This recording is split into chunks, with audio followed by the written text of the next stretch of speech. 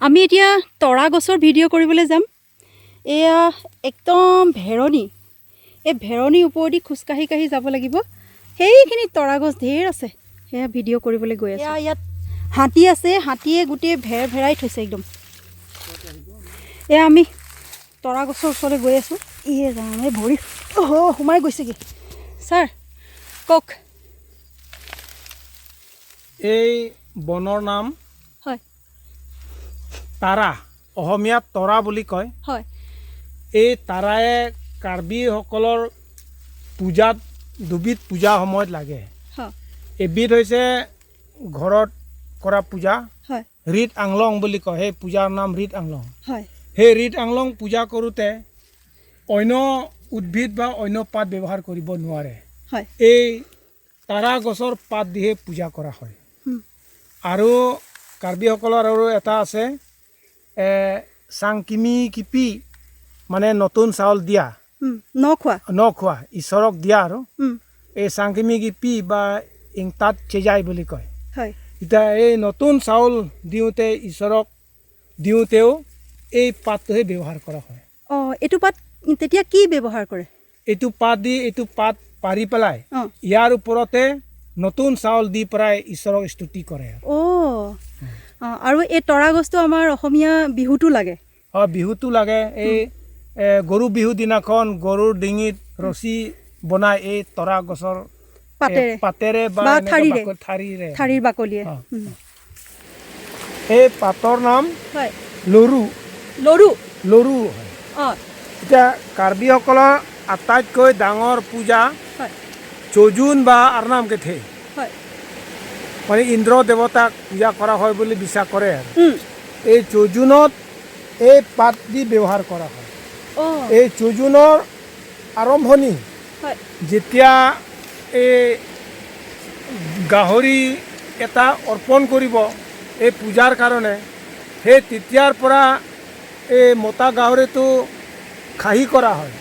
এই খাহী কৰা দিনৰ পৰাই চাউল বান্ধি দিয়া, এতিয়া গোটেই এই ফংৰং কেটেং, প্ৰথমটো ফংৰং কেটেং হ'ব।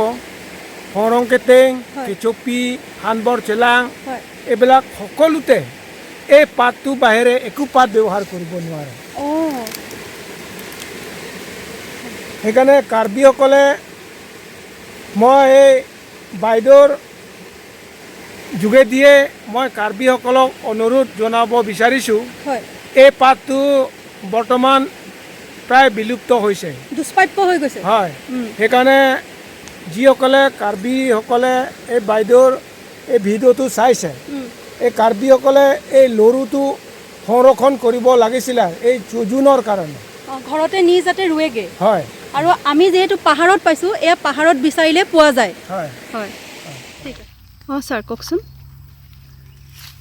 এই গছৰ নাম থেচিত। হয়, এই থেচিতটো কাৰ্বিসকলে পূজাত ব্যৱহাৰ কৰা হয়। পূজাটো এনেকুৱা, যিকোনো ৰোগ বা জ্বৰ বেমাৰ হ'লে সেইটোৱে প্ৰথম পূজা।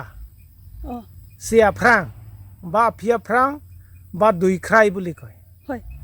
এই পূজাতে এই গছ দি পূজা কৰা হয়। জৰি গছ ব্যৱহাৰ কৰিলে এইটো ব্যৱহাৰ নকৰে, কিন্তু জৰি গছ নাপালে এইটো গছে ব্যৱহাৰ কৰা হয়। এই থেচিত গছৰ ফলটো শিপাতহে ফলটো ধৰে। এই বুঢ়া আঙুলিৰ সমানে হয়। এই শিপাবিলাকত হয়। এই বুঢ়া আঙুলিৰ সমানে ফলটো হয়। ফলটো খুব মিঠা। সেইকাৰণে কাৰ্বিসকলে এই পূজাত এই দৈখ্ৰাই বা ফিয়াফ্ৰাঙত ব্যৱহাৰ কৰাৰ কাৰণে এইটো ল'ৰা ছোৱালীক ধৰিবলৈ দিয়া নহয়। এই পূজাত লাগে যে, সেইকাৰণে এই ল'ৰা ছোৱালীক ধৰিব দিয়া নহয়, ওচৰতো যাব দিয়া নহয়। এইটো মানে পবিত্ৰ মানা হয়। পবিত্ৰ বুলি মানা হয় মানে।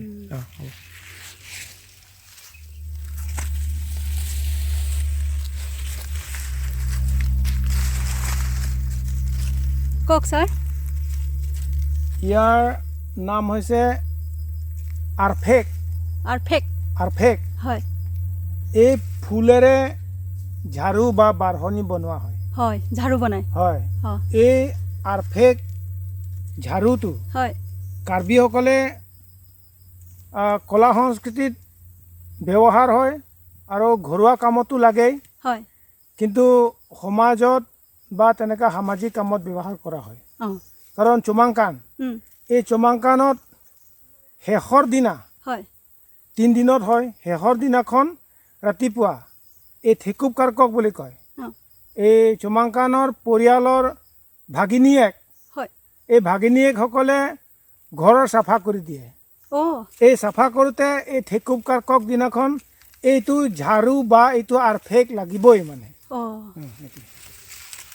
ভাল লাগিল ছাৰ ধন্যবাদ